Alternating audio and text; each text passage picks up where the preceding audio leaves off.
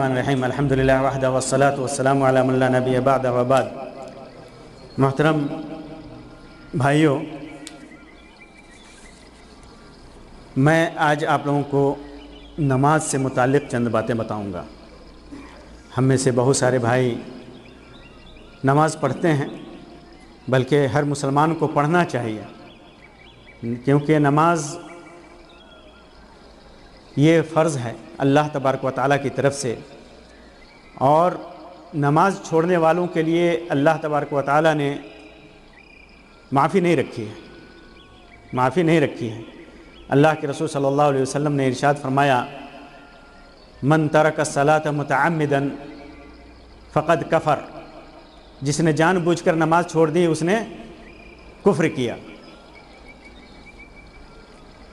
اور نماز سے سستی برتنے والوں کے لیے اللہ تبارک و تعالیٰ نے فرمایا، فی جنات یتساءلون، جنتوں میں لوگ ایک دوسرے سے پوچھیں گے قیامت کے دن کہ عن المجرمین، مجرموں کے بارے میں پوچھیں گے۔ یہ مجرم جو جہنم میں گئے ہیں، یہ جہنم میں کیوں گئے ہیں؟ تو ان سے پوچھیں گے، ما سلککم فی سقر، کیوں تم جہنم میں چلے گئے؟ کس چیز نے تم کو جہنم میں ڈالا؟ کیا وجہ ہے کہ تم جہنم میں چلے گئے؟ تو ان کا جو جرم ہوگا، بہت سارا جرم ہوگا، ان جرائم میں سے، ان گناہوں میں سے ایک گناہ کیا ہوگا؟ وہ کہیں گے قالوا لم نک من المصلین، ہم نماز نہیں پڑھتے تھے۔ تو نماز نہ پڑھنے والا کہاں جائے گا؟ جہنم میں جائے گا، واضح ہے۔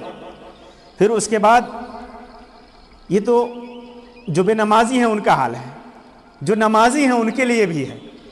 اللہ تعالیٰ فرماتا ہے فویل للمصلین، نمازیوں کے لیے ہلاکت ہے، تباہی ہے، نمازیوں کے لیے، بے نمازی چھوڑیے، نمازیوں کے لیے ویل ہے۔ ویل کہتے ہیں تباہی کو، ہلاکت کو، بربادی کو۔ اور ویل جہنم میں ایک وادی ہے، اس وادی کا نام ویل ہے۔ بے نمازی ایسا نمازی جس کا بیان اللہ تعالیٰ نے کیا، وہ اس ویل میں جائے گا، اس وادی میں جائے گا، وہ جہنم میں جائے گا۔ فویل للمصلین الذین هم عن صلاتهم ساہون، ان نمازیوں کے لیے جہنم ہے جو اپنی نماز سے غفلت برتتے ہیں، سستی برتتے ہیں، اس وقت کا بے دل سے نماز پڑھتے ہیں۔ تو یہ نمازی کا یہ حال ہے، تو بے نمازی کا کیا حال ہوگا؟ ہے کہ نہیں؟ تو یہ نماز کی اہمیت ہے، ہر مسلمان کو اسے پڑھنا ہے، کسی بھی حال میں معاف نہیں ہے۔ نماز بیمار ہے، کھڑے ہو کر نہیں پڑھ سکتا، بیٹھ کر پڑھنا ہے، بیٹھ کر نہیں پڑھ سکتا، سو کر پڑھنا ہے، سو کر کے نہیں پڑھ سکتا تو اشارے سے، سو کر کے اگر ادھر ادھر حرکت نہیں کر سکتا، اشارے سے پڑھنا ہے، آنکھ کے اشارے سے پڑھنا ہے۔ جب تک ہوش ہے، جب تک عقل ہے، تب تک نماز پڑھتے رہنا ہے، نماز سے معافی نہیں ہے۔ تو آج کے اس درس میں میں آپ کو نماز کی کچھ شرطیں بتاؤں گا، کچھ ارکان بتاؤں گا، اور واجبات جو ضروری ہے وہ چیزیں بتاؤں گا، اور نماز کن چیزوں سے باطل ہو جاتی ہے، فاسد ہو جاتی ہے، نماز نہیں ہوتی، وہ بتاؤں گا۔ تو یہ چند چیزیں میں بتاؤں گا تاکہ ہم سب کو یہ معلوم رہے کہ ہم جب نماز پڑھ رہے ہیں تو نماز ہماری کیسے صحیح ہوگی، کیسے قبول ہوگی۔ تو نماز کی کچھ شرطیں ہیں، تقریباً 9 شرطیں ہیں۔ 9 شرطیں، شرط کا مطلب ہوتا ہے کہ شرط ہے تو وہ چیز پوری ہوگی، شرط ختم وہ چیز نہیں ہوگی۔ تو نماز کی شرطیں جو ہے اس میں ایک ہے اسلام، مسلمان ہونا شرط ہے۔ نماز کس کے اوپر ہے؟ مسلمانوں کے اوپر، کافروں کے اوپر نہیں ہے۔ نماز مسلمانوں کے اوپر ہے، کافروں کے اوپر نہیں ہے۔ اللہ تبارک و تعالیٰ نے فرمایا کافروں کے سلسلے میں، وَمَن يَكْفُرْ بِالْإِيمَانِ فَقَدْ حَبِطَ عَمَلُهُ، جو آدمی ایمان سے انکار کرے، جو مومن نہ ہو، اس کا عمل برباد ہو جاتا ہے۔ وَهُوَ فِي الْآخِرَةِ مِنَ الْخَاسِرِينَ، قیامت کے دن وہ گھاٹا اٹھانے والے میں۔ تو کافر پہ نماز نہیں ہے۔ مسلمان ہونا نماز کے لیے شرط ہے، مسلمان ہونا یہ شرط ہے۔ مسلمان نہیں ہے، نماز پڑھے جا رہا ہے، اس کی نماز نہیں ہوگی۔ دوسری شرط ہے عقل جو جنون کا الٹا ہوتا ہے، پاگل ہوتا ہے نا، پاگل کے الٹا عقل مند ہوتا ہے۔ تو پاگل کے اوپر نماز نہیں ہے، पागल के ऊपर नमाज माफ़ है। अक्ल चाहिए, समझ चाहिए, बूझ चाहिए। रफ़अल क़लम अन थलाथ, अल्लाह के रसूल सल्लल्लाहु अलैहि वसल्लम ने हदीस में फरमाया कि 3 चीज़ लोगों से कलम उठा लिया गया है, मरफ़ूल कलम है वो, यानी उनके ऊपर वो मुकल्लफ नहीं है, वो उसके ऊपर अमल नहीं है। उनमें से एक है मजनून, पागल। तो मालूम क्या हुआ कि अक्ल है तो नमाज है, अक्ल नहीं है तो नमाज नहीं है। नमाज के लिए अक्ल शर्त है। और तीसरी शर्त तमीज़ है। तमीज़ का मतलब फ़र्क करना। जैसे बच्चा तमीज़ नहीं कर सकता, क्या पढ़े कैसे पढ़े। यूँ तो हम तालीम देते हैं, उसको मस्जिदों में ले जाते हैं, नमाज अपने साथ पढ़ाते हैं, लेकिन उसके ऊपर नमाज कब है? जब वो 7 साल का हो जाए तो उसे हुक्म देना है। और 10 साल का हदीस में है हो जाए तो मारना है। अगर नमाज नहीं पढ़ता है तो मार करके ज़बरदस्ती उसको पढ़ाना है। तो ये तमीज़ जो है ना, बच्चा के ऊपर नमाज नहीं है, शर्त है कि तमीज़ हो, उसको नमाज में तमीज़ कर सके कि कैसे नमाज पढ़नी है, क्या करनी है। और एक शर्त है हदस को ज़ायल करना। हदस को ज़ायल करना यानी बावुज़ू होना, पाक होना। हदस 2 तरह का होता है, हदस अकबर और हदस असगर। हदस अकबर का मतलब हुआ जिससे गुस्ल वाजिब हो जाता है, जैसे बीवी से सोबत किया, एहतलाम हो गया, तो ये हदस अकबर है, तो उससे गुस्ल करना वाजिब है। गुस्ल करना वाजिब है। शर्त है नमाज के लिए कि आदमी उस हदस से पाक हो, उस हदस को ज़ायल कर दे, ख़त्म कर दे। और हदस असगर यानी वज़ू, जैसे हवा खारिज हो गया, ऊँट का गोश्त खा लिया, वज़ू तोड़ दिया किसी वजह से, किसी तरह से, तो बावज़ू होना शर्त है। वज़ू नहीं है तो नमाज नहीं है। ला तुक़बलु सलातुम बग़ैर तहूरिन, अल्लाह के रसूल सल्लल्लाहु अलैहि वसल्लम ने फरमाया कि नमाज बग़ैर तहारत के, बग़ैर वज़ू के कबूल नहीं होती। तो नमाज के लिए शर्त है कि आदमी पाक हो, वज़ू से हो, वज़ू से हो, बग़ैर वज़ू के नमाज नहीं होगी। इसी तरह नजासत दूर करना। जब नमाज पढ़ने जाए आदमी तो जिसमें नजासत गंदगी लगी हो, उस गंदगी को दूर करे। कपड़ा में गंदगी लगी हो, उस गंदगी को दूर करे। या ज़मीन में गंदगी लगी हो जहाँ नमाज पढ़ रहे हैं, वह उस गंदगी को दूर करो, उस गंदगी को दूर करो। गंदगी दूर करने के बहुत सारे मसाइल हैं। थोड़ी सी गंदगी लगी है तो उसको दूर करना है, अगर ज़्यादा लगी है तो पूरा कपड़ा धुलना है। जिसमें पूरे गंदगी है तो नहाना है, गुस्ल करना है। ज़मीन में अगर कोई गंदगी है तो उसको वहाँ से गंदगी को हटा करके, या पेशाब है तो बाल्टी पानी डाल करके उसको सुखा करके या पानी बहा करके फिर उसके बाद उस पर नमाज़ पढ़ें, लेकिन गंदगी ज़ायल करना है। गंदगी के साथ नमाज नहीं होगी। तो नजासत को, गंदगी को दूर करना ये शर्त है। इसी तरह अगली शर्त है शर्मगाह को ढकना। शर्मगाह को ढकना। मर्द के लिए क्या शर्त है? यहाँ से कंधा ढका हो, कंधा से लेकर के कहाँ तक? घुटने तक, घुटने तक। और औरत के लिए पैर से लेकर के सर तक, सिर्फ चेहरा खुला रहेगा, औरत का चेहरा खुला रहेगा, बाकी सब उसका ढका होना चाहिए। और मर्द का कंधे पे कुछ होना चाहिए, कंधा ढका होना चाहिए, वहाँ से घुटने तक। यहाँ तक है तो नमाज होगी। इतना तक ढकना शर्त है।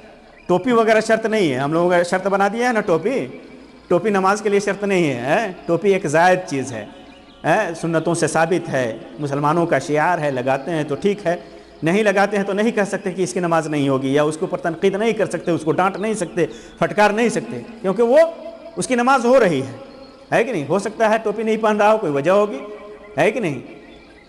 और हज में तो देखते हैं ना, हज उम्रे में जाते हैं तो कितनी नमाज़ें पढ़ते हैं बगैर टोपी के हैं। तो टोपी शर्त नहीं है, ये ढका होना चाहिए, ये ढका होना चाहिए। अच्छा, एक और चीज़ बता दूं, उम्रे में जाते हैं हम लोग तो जो इस्तेबा करते हैं ना, एक कंधा खुला रखते हैं और उसी हालत में नमाज़ पढ़ने लगते हैं, तो नमाज नहीं होगी।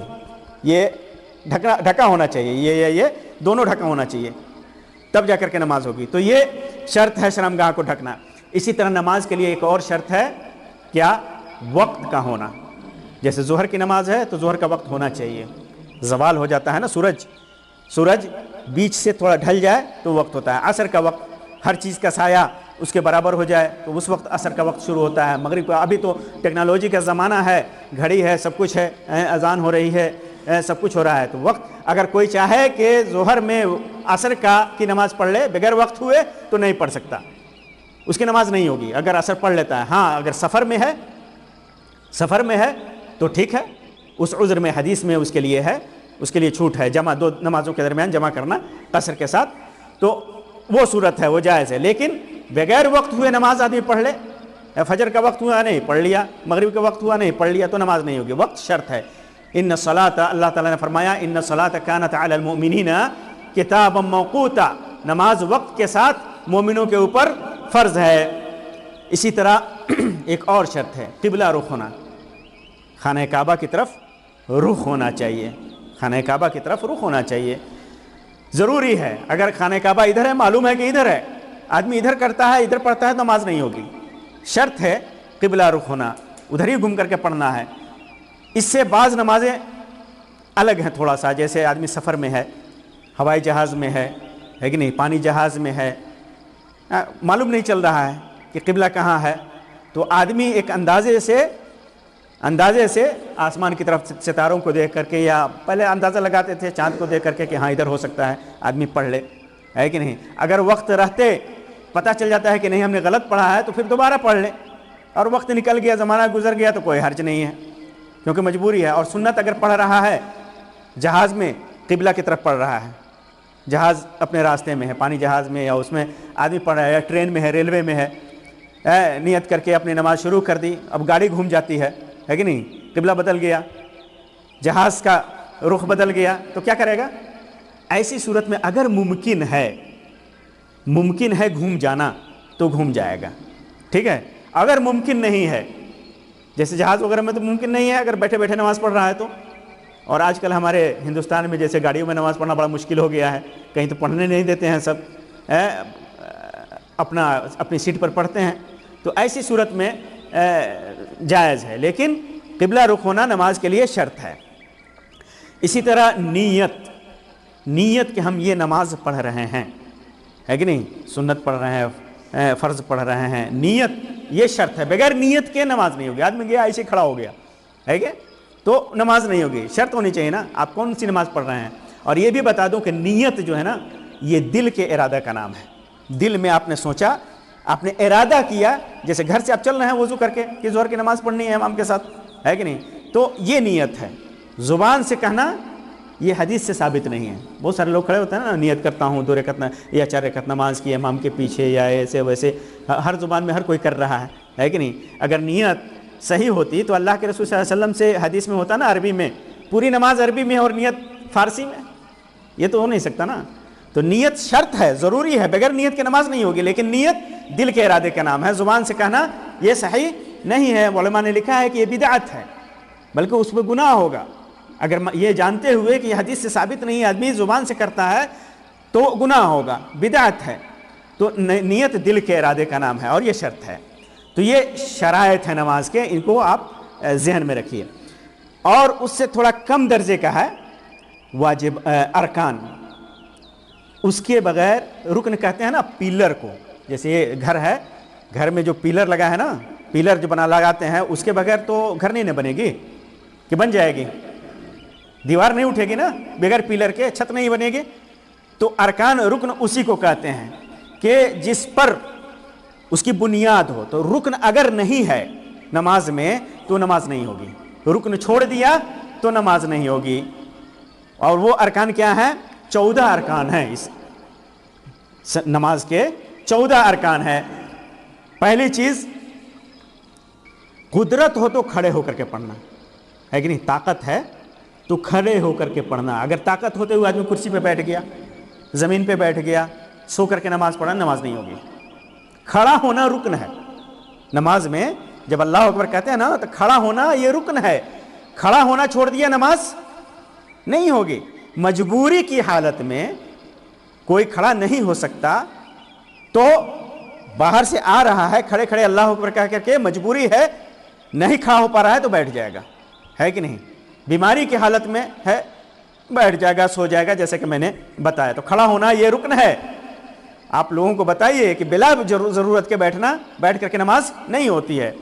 इसी तरह तकबीर तहरीमा कहते हैं, जब नमाज के लिए दाखिल होते हैं ना, अल्लाह अकबर कहते हैं पहली बार, उसको कहते हैं तकबीर तहरीमा। तहरीमा इसलिए बोलते हैं कि अल्लाह अकबर कहने के बाद दुनियावी सारे काम हराम हो जाते हैं। बोलना, इधर उधर देखना, इधर उधर सोचना, इधर उधर का काम है, ये सब हराम हो जाता है। इसलिए उसको तकबीर तहरीमा कहता है। ये भी रुकन है, उसके बगैर नमाज होगी ही नहीं। اگر کوئی تکبیر تحریمہ چھوڑ دیا، جا کر کے سیدھے ہاتھ باندھ لیا، کھڑا ہو گیا، تو نماز نہیں ہوگی، رکن چھوڑ دیا اس نے۔ اسی طرح سورہ فاتحہ پڑھنا، حدیث میں آتا ہے کہ جو آدمی سورہ فاتحہ نہیں پڑھتا ہے اس کی نماز نہیں ہوتی۔ ایک بار فجر کے میں اللہ کے رسول صلی اللہ علیہ وسلم نے صحابہ کرام سے کہا کہ تم لوگ میرے پیچھے نماز کچھ پڑھتے ہو کیا؟ صحابہ کرام نے کہا کہ ہاں پڑھتے ہیں۔ تو کہا کہ سورہ فاتحہ کے علاوہ اور کچھ مت پڑھنا، کیونکہ سورہ فاتحہ کے بغیر نماز نہیں ہوتی۔ تو آپ امام کے ساتھ ہوں، اکیلے ہوں، سورہ فاتحہ ضرور پڑھیں، دل میں پڑھیں، ہے کہ نہیں؟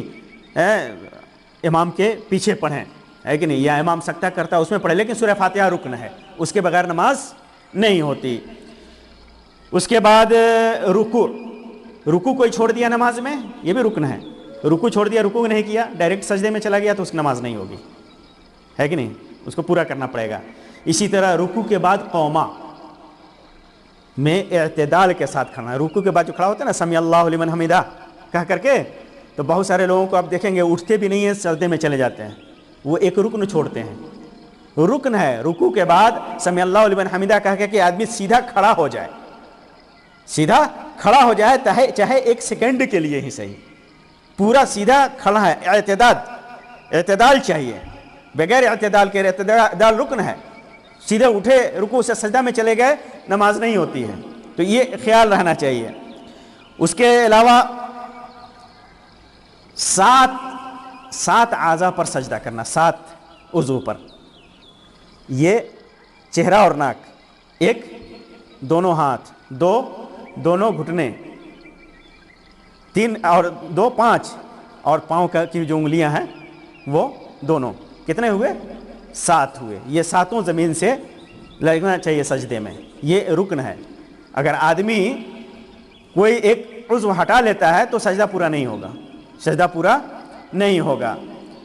اس کے علاوہ رکن ہے سجدے سے سر اٹھانا، سجدے سے سر اٹھانا، سجدے سے اٹھنا، یہ بھی رکن ہے، اس کے بغیر نماز نہیں ہوگی۔ پھر اس کے علاوہ دونوں سجدے کے درمیان بیٹھنا، اس میں بھی بڑا مسئلہ ہے۔ بہت سارے بھائی لوگ سجدے سے پورا اٹھتے بھی نہیں اور پھر سجدے میں چلے جاتے ہیں، نہیں، اٹھ کر کے بیٹھنا ہے۔ اللہ کے رسول صلی اللہ علیہ وسلم نے فرمایا کہ حتی تعتدل قاعدا، نماز ایسے پڑھو، سجدے سے ایسے اٹھو کہ بیٹھ جاؤ، یہاں تک کہ مکمل اطمینان کے ساتھ بیٹھ جاؤ، اعتدال کے ساتھ بیٹھ جاؤ۔ پھر اس کے بعد ہر رکن کی ادائیگی میں سکون اور اطمینان، جلدی جلدی نہیں، سکون اور اطمینان کے ساتھ۔ کیونکہ ایک آدمی آیا، اللہ کے رسول صلی اللہ علیہ وسلم بیٹھے ہوئے تھے مسجد میں، وہ نماز پڑھنے لگے، جلدی جلدی نماز پڑھا، تو اللہ کے رسول صلی اللہ علیہ وسلم کے پاس آیا نماز پڑھ کے، کہا تو سلام کیا۔ اللہ کے رسول صلی اللہ علیہ وسلم نے فرمایا کہ ارجع فصلی فانک لم تصلی، لوٹ جاؤ، نماز پڑھو، تیری نماز نہیں ہوئی۔ پھر گیا، پھر پڑھ کے آیا، پھر وہ سلام کیا، پھر اللہ کے رسول صلی اللہ علیہ وسلم نے کہا کہ جاؤ لوٹو، پھر نماز پڑھو، تمہاری نماز نہیں ہوئی۔ ایسا 3 بار ہوا، 3 بار ہوا، تو آ کر کے کہا کہ اللہ کے رسول صلی اللہ علیہ وسلم ہمیں تعلیم دیجئے۔ تو اللہ کے رسول صلی اللہ علیہ وسلم نے اس کو بتایا، اور بتایا کہ کیسے سکون اور اطمینان سے جو کچھ بھی میں نے بتایا ہے، رکوع سے کیسے اٹھنا ہے، اعتدال قائم کرنا ہے، پھر سجدے میں جانا ہے، پھر سجدے سے اٹھنا ہے، پھر ٹھیک سے بیٹھنا ہے، پھر سجدے میں جانا ہے، پورا تکبیر تحریمہ سے لے کر کے سلام تک آپ نے اس کو بتایا۔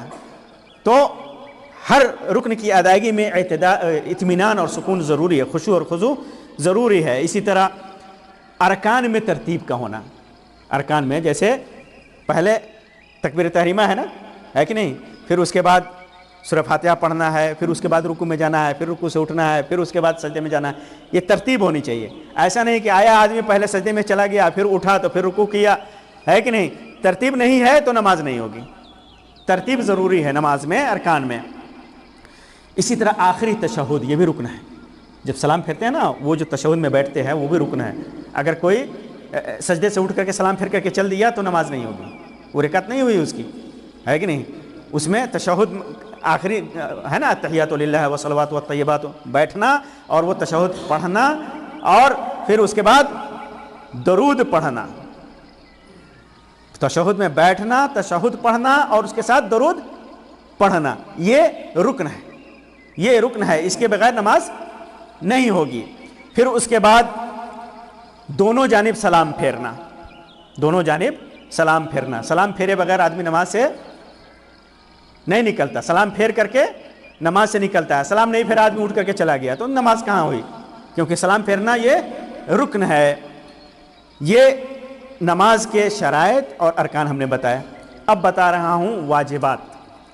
واجبات کا مطلب یہ ہوتا ہے یہ رکن سے تھوڑا کم ہے, رکن سے تھوڑا کم ہے. رکن میں ہوتا کیا ہے کہ رکن اگر چھوڑ دیا تو وہ رکعت نہیں ہوئی, وہ نماز نہیں ہوئی. جیسے تکبیر تحریمہ چھوڑ دیا نماز نہیں ہوئی, رکوع چھوڑ دیا نماز نہیں ہوئی, سجدہ چھوڑ دیا نماز نہیں ہوئی, اور بھی ارکان سب چھوڑ دیا جو 14 میں نے بتائے ہیں, نماز نہیں ہوئی. اور واجب میں کیا ہے کہ یہ بھی ضروری ہے, لیکن اگر چھوڑ دیا تو اس کی 2 صورت ہے. چھوڑ دیا تو 2 صورت ہے, یا تو جان بوجھ کر کے چھوڑ دیا, جان بوجھ کر کے چھوڑا, یا بھول چوک کر کے چھوڑ دیا, غلطی ہو گئی بھول گیا, بھول کر کے چھوڑ دیا. تو یہ 2 صورت ہے. تو ان 2 صورتوں میں اگر کوئی آدمی جان بوجھ کر چھوڑتا ہے کوئی واجب تو اس کی نماز نہیں ہوگی. جان بوجھ کر کے چھوڑتا ہے تو نماز نہیں ہوگی. لیکن اگر بھول چوک کر کے چھوڑ دیا تو اس کے لیے ایک علاج ہے. علاج کیا ہے؟ 2 سجدہ سہو.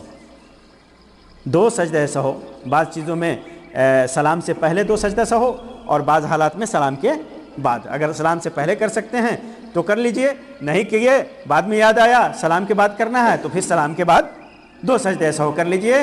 واجب جو چھوڑا ہے وہ اس کا علاج ہو جائے گا, اس کا علاج وہ پورا ہو جائے گا. تو واجب میں یہ فرق ہے, رکن میں چھوڑ دیا تو نہیں ہوگی, اور واجب میں چھوڑ دیا تو سجدہ سہو کر کے وہ پورا ہو جائے گا, نماز ہو جائے گی, دوبارہ اس کو لوٹانے کی ضرورت نہیں ہے. اور وہ واجبات 8 ہیں. 8 ہیں. تکبیر تحریمہ کے بعد جتنی بھی تکبیر ہے کہ نہیں, اللہ اکبر رکوع میں جاتے ہوئے, سجدے سے اٹھتے ہوئے, سجدے میں جاتے ہوئے, ہے کہ نہیں, اور تیسری رکعت کے لیے اٹھتے ہوئے, یہ سب جو تکبیر ہے یہ واجب ہے, واجب ہے, ضروری ہے. اگر چھوٹ جائے تو سجدہ سہو کرنا پڑتا ہے. امام اور منفرد, تنہا آدمی نماز پڑھ رہا ہے اکیلے, سنت وغیرہ پڑھ رہا ہے, نفل وغیرہ پڑھ رہا ہے, اور امام ہے تب وہ کیا کہے گا؟ سمع اللہ لمن حمیدہ. رکوع سے اٹھتے وقت یہ واجب ہے, واجب ہے. اگر چھوٹ جاتا ہے سمع اللہ لمن حمیدہ کی جگہ پر جیسے اللہ اکبر کہہ دیا, ہے کہ نہیں, یا چھوٹ جائے تو سجدہ سہو کرنا پڑے گا, سجدہ سہو کرنا پڑے گا. اور اگر امام کے ساتھ مقتدی ہے تو سمع اللہ لمن حمیدہ جب کہے گا صرف امام کہے گا, اور امام اور مقتدی اس کے بعد کیا کہیں گے؟ ربنا ولک الحمد, ربنا ولک الحمد. یہ کہنا یہ واجب ہے. اگر کوئی چھوڑ دیا کہنا تو پھر اس کو نماز دہرانی نہیں ہے, سجدہ سہو کر لے گا, ہو جائے گا. اسی طرح رکوع میں سبحان ربی العظیم کہنا, اور سجدے میں سبحان ربی الاعلیٰ کہنا. اگر نہیں کہا کوئی تو واجب ہے, کہنا ضروری ہے, لیکن اگر چھوٹ جائے بھول چوک کر کے, پتہ نہیں کیا کہ نہیں کیا, بھول چوک ہو جائے تو سجدہ سہو کر لیں, ہو جائے گا. رکوع اور سجدے میں ایک اور بھی دعا ہے, سبحان ربی العظیم رکوع میں ہے, اور سجدے میں سبحان ربی الاعلیٰ. اور ایک دعا اور بھی اللہ کے رسول صلی اللہ علیہ وسلم سے ثابت ہے, سبحان ذی الجبروت والملکوت والکبریاء والعظمہ. یہ بھی دعا ہے کہ نہیں. سبحان ربی العظیم بھی کہیں کافی ہے, ایک بار کہہ لیں کافی ہے, ایک بار. بہت سارے مشہور ہیں 3 بار کہنا ضروری ہے, ضروری نہیں ہے. آپ ایک بار سبحان ربی العظیم کہیں, رکوع میں کھڑے ہو جائیں, کوئی مشکل نہیں. سجدے میں سبحان ربی الاعلیٰ کہیں ایک بار, بیٹھ جائیں, کوئی بات نہیں. ایک بار سے زیادہ کہنا یہ سنت ہے. ایک بار سے زیادہ کہنا, 3 بار کہیں, 5 بار کہیں, 7 بار کہیں, 9 بار کہیں, وہ اپنے حساب سے کہیں. سبحان ربی الاعلیٰ یا سبحان ربی العظیم کہنے کے بعد آپ اور بھی دعا مانگ سکتے ہیں سجدے میں, جیسا کہ حدیث میں ہے کہ اللہ سے زیادہ قریب بندہ سجدے میں ہوتا ہے, اور بھی دعا مانگ سکتے ہیں, کوئی حرج نہیں ہے کہ نہیں. اور یہ جو ہے, لیکن ایک بار سبحان ربی العظیم یا سبحان ربی الاعلیٰ کہنا ہے. اگر چھوٹ گیا, جان بوجھ کر کے چھوڑا تو نماز باطل ہو جائے گی, اور اگر ایسے چھوٹ گیا بھول چوک کر کے تو پھر سجدہ سہو کر لیجئے, ہو جائے گا. اس کے علاوہ جو واجب ہے پہلا تشہد, جیسے 4 رکعت یا 3 رکعت کی نماز ہے تو پہلا تشہد ہوتا ہے نا, جس میں بیٹھ کر کے التحیات للہ والصلوات والطیبات والسلام علیک پورا پڑھتے ہیں نا, یہ واجب ہے پہلا. دوسرا تو بتایا تھا میں رکن ہے نا, جو آخری رکعت میں بیٹھتا ہے وہ تو رکن ہے, اس کے بغیر تو نماز نہیں ہوگی. لیکن یہ پہلا تشہد یہ واجب ہے. اگر کوئی جیسے 2 رکعت پڑھنے کے بعد تشہد میں نہیں بیٹھا, کھڑا ہو گیا, دیکھیں گے بہت سارے امام کھڑے ہو جاتے ہیں بھول کر کے, کوئی لقمہ دیتا ہے تو بیٹھ جاتے ہیں, اور نہیں لقمہ دیتا ہے تو کھڑے ہو جاتے ہیں. تو یہ واجب ہے، واجب کو چھوڑا ہے سجدہ سہو کر لے گا، دوبارہ اس کو لوٹانے کی ضرورت نہیں ہے۔ اگر آدمی راستے میں ہے، کوئی سبحان اللہ کہتا ہے تو آدمی چلا جائے گا تشہد میں، پورا کرے گا، سجدہ سہو کی ضرورت نہیں ہے۔ لیکن پورا کھڑا ہو گیا تب یاد آ رہا ہے تو پھر تشہد میں جانے کی ضرورت نہیں ہے، وہ نماز اپنی پوری کرے گا، پوری کرنے کے بعد سجدہ سہو کرے گا، سجدہ سہو کر لے گا، وہ نماز اس کی ہو جائے گی۔ اسی طرح پہلے تشہد کے لیے بیٹھنا، تشہد کے لیے بیٹھ کر کے آدمی سوچے کہ کھڑا ہو کر کے تشہد پڑھے گا تو نہیں ہوگا، اس کے لیے بیٹھنا ضروری ہے۔ اگر کھڑا ہو گیا غلطی سے تو پھر وہیں سجدہ سہو ہے۔ تو یہ واجبات ہیں، چند چیزیں میں آپ کے سامنے اور بتا دوں کہ نماز کو باطل کرنے والی چیزیں، نماز کو باطل کرتی تھی۔ آپ نماز شروع کر دیے، آپ کی نماز ہو رہی ہے، پھر اس کے بعد پتہ چلا کہ نماز باطل ہو گئی، وہ کون سی چیز ہے جو نماز کو باطل کرتی ہے، نماز کو ختم کر دیتی ہے، پھر دوبارہ پڑھنا پڑتا ہے؟ وہ چیزیں ہیں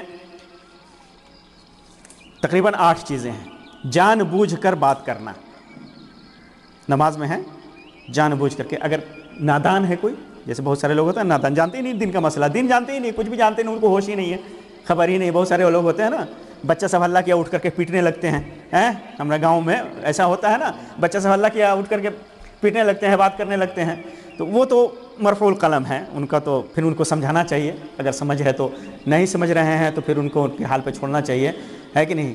تو یہ حالت الگ ہے۔ آدمی کبھی کبھی نماز میں خیال آ گیا، کوئی اچانک کوئی آ گیا، سلام کر دیا، وعلیکم السلام گھوم کر کے کہہ دیا، مطلب خیال نہیں ہے، دھیان نہیں ہے کہ نہیں؟ تو ایسے کو پھر اس کو کیئر کرنا چاہیے، ہے کہ نہیں؟ لیکن جان بوجھ کر کے آدمی بات کرتا ہے، جان بوجھ کر کے موبائل پر فون آ گیا، سوچتا ہے کہ معلوم ہے اس کو کہ بات نہیں کرنی چاہیے نماز میں، اٹھا کر کے کہتا ہے کہ ٹھیک ہے بعد میں بات کرتا ہوں، تو یہ نماز کو باطل کر دیتی ہے، جان بوجھ کر کے بات کرنے سے۔ اور اس کے بعد ہنسنا، نماز میں ہنسنا، کھانا پینا نماز کی حالت میں، اسی طرح شرمگاہ ظاہر ہو جائے، لنگی کھل جائے، گر جائے، ہے کہ نہیں؟ اگر کھلا نہیں، پکڑ لیا آپ نے، اس کو باندھ لیا، کوئی حرج نہیں، لیکن ایک دم کھل جائے تو پھر نماز باطل ہو جاتی ہے، پھر آپ کو دوبارہ نماز پڑھنا پڑے گا۔ اسی طرح قبلہ کی طرف سے زیادہ پلٹ جانا، کعبے کی طرف منہ کر کے کھڑے ہیں، ہے کہ نہیں، زیادہ پلٹ گئے، ہے کہ نہیں، ہلکا سا کوئی وجہ ہے، جیسے حدیث میں ہے سانپ وغیرہ آ جائے سامنے تو مار سکتے ہیں، سامنے ہے تو جا کر کے اس کو مار سکتے ہیں، قبلے کی طرف سے پلٹا نہیں، لیکن زیادہ اگر پلٹ گئے قبلے کی طرف سے تو نماز باطل ہو جاتی ہے، پھر دوبارہ نماز پڑھنا پڑے گا، کیونکہ قبلہ رخ ہونا بتایا تھا نا کہ رکن ہے، اس کے بغیر نماز نہیں ہوتی ہے۔ پھر اس کے بعد نماز میں لگاتار ادھر ادھر کا کام کرنا، انگلی چٹکانا، ہے نا، لگاتار آدمی یہ وہ کر رہا ہے، بال کر رہا ہے، کھجا رہا ہے، وہ کھجا رہا ہے، موبائل دیکھ رہا ہے، موبائل اٹھا رہا ہے، بہت سارا کام کر رہا ہے کہ نہیں؟ تو لگاتار اگر کرتا ہے، ایک دو اگر ہو جائے تو کوئی مسئلہ نہیں ہے، لیکن لگاتار کرے تو نماز فاسد ہو جاتی ہے، نماز باطل ہو جاتی ہے۔ غیر متعلق کام ہے نماز کے علاوہ، اس کے علاوہ وضو ٹوٹ جانا، وضو جب ٹوٹ جائے تو نماز باطل ہو جاتی ہے۔ اور یہ خیال رہے کہ وضو نماز کی حالت میں کیسے ٹوٹتی ہے؟ ہوا خارج ہونے سے نا، ہوا خارج ہونے سے، اگر ہوا خارج ہو جائے، یقین ہے کہ ہوا خارج ہے، تب نماز باطل ہو جائے گی، جا کر کے آپ کو وضو کر کے آ کے پھر پڑھنا پڑے گا۔ لیکن اگر شک ہے، بہت سارے لوگوں کو شک ہوتا ہے نا، گیس والا آدمی ہے، شک ہو جاتا ہے، تو شک کی حالت میں آپ کو نہیں نکلنا ہے۔ یقین، یا تو یقین ہو، آواز سنیں آپ، یا مہک آئے، بدبو آئے، تب جا کر کے وہ نماز باطل ہوگی، تب آپ کو وضو ٹوٹے گا، ورنہ نہیں۔ اگر صرف شک ہے تو شک میں پیٹ گڑگڑاتا ہے نا، کبھی کبھی لگتا ہے جیسے ہوا جہاں سے خارج ہوتے ہیں وہاں اندر میں کچھ لگتا ہے جیسے ہوا خارج ہو رہی ہے، لیکن ہوتی نہیں ہے، وہ ہے کہ نہیں؟ تو اس شک میں آپ کو نہیں جانا ہے۔ وضو ٹوٹے گا کب؟ جب یقین ہو، آواز آئے یا مہک آئے، یا آپ کو خود یقین ہو کہ ہاں نکل گیا، ٹوٹ گیا ہے، تو پھر ایسی صورت میں۔ تو یہ چند نماز کے مسائل ہیں، میں نے آپ کے سامنے بیان کیے ہیں۔ امید ہے کہ جو لوگ بے نمازی ہیں وہ توبہ کریں گے اور اپنی نماز شروع کریں گے، اور جو لوگ نمازی ہیں امید ہے کہ ان کو اس سے فائدہ ہوگا اور اپنی نماز کو صحیح کرنے کی کوشش کریں گے، خشوع و خضوع کے ساتھ ارکان واجبات سب کی رعایت کریں گے۔ اس کے علاوہ نماز میں سنتیں بھی ہیں، بہت ساری سنن ہیں، سنتیں ہیں، ان کا ذکر میں نے اس لیے چھوڑ دیا کہ بہت ساری ہیں، اور ذکر کریں گے، جیسے دعا ثنا ہے، ثنا پڑھنا یہ سنت ہے، کوئی چھوڑ دیا تو کوئی حرج نہیں ہے، لیکن پڑھنا چاہیے۔ اور اس کے بعد رفع الیدین کرنے کے بعد وہ تینوں کیا نام ہے اللہ اکبر کہتے ہوئے رفع الیدین کرنا، اور رکوع سے اٹھتے ہوئے رفع الیدین کرنا، 2 رکعت کے بعد اٹھ کر کے رفع الیدین کرنا، یہ بھی سنت ہے کہ نہیں؟ چھوٹ جائے تو نماز ہو جائے گی، کوئی وہ نہیں ہے، اور اگر کرتے ہیں تو ثواب، سنت سمجھ کر کے کرتے ہیں تو ثواب ہے اس کے اوپر۔ اس کے علاوہ سینے پہ ہاتھ باندھنا ہے کہ نہیں؟ بہت سارے مسلکوں میں ہاتھ چھوڑنا بھی ہے، جیسے شیعوں کے ہاں ہاتھ چھوڑنا ہے، مالکیہ کے ہاں ہاتھ چھوڑنا ہے، حنفیہ کے ہاں ناف سے نیچے باندھنا ہے، اور سنت کے مطابق جو ہے وہ سینے پہ ہاتھ باندھنا ہے، یا سینے کے پاس باندھنا ہے، یا سینے کے اوپر باندھنا ہے، تو یہ سنت ہے۔ اسی طرح اور بھی بہت ساری چیزیں ہیں، جیسے ربنا ولک الحمد کے بعد حمدن کثیرا طیبا مبارکا فی کہنا، اور اسی طرح جیسے کہ میں نے بتایا 3 بار سبحان رب العظیم رکوع میں کہنا، یا 1 بار سے زیادہ، یا سبحان رب الاعلیٰ 1 بار سے زیادہ سجدے میں کہنا، تو اور بھی بہت ساری سنت ہے۔ ان سنتوں کی رعایت کریں، اور وقت رہا تو انشاءاللہ پھر کبھی اس کے بارے میں ہم بتائیں گے۔ اللہ تبارک و تعالیٰ سے دعا ہے کہ اللہ تبارک و تعالیٰ ہمیں صحیح طریقے سے عبادت کرنے کی توفیق عطا فرمائے، نماز پڑھنے کی توفیق عطا فرمائے، اور ہمارے گناہوں کو معاف کر دے، ہمیں دیندار اور نیک بنائے۔ آمین رب العالمین، وآخر دعوانا ان الحمد للہ رب العالمین، وصلی اللہ علی خیر خلقہ وسلم۔ السلام علیکم ورحمۃ اللہ وبرکاتہ۔